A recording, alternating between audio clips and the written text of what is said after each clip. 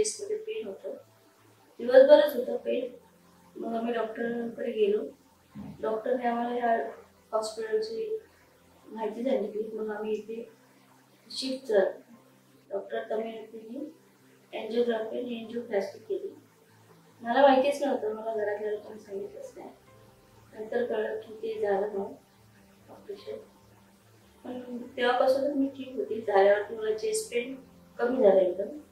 आणि मग 2 दिवस ICU मध्ये होती. आता मला बरं आहे. स्टाफ पण चांगला आहे, हॉस्पिटल खूप चांगलं आहे, मेडिकल खूप छान वाटलं. आता मी रिलॅक्स आहे, एकदम ओके.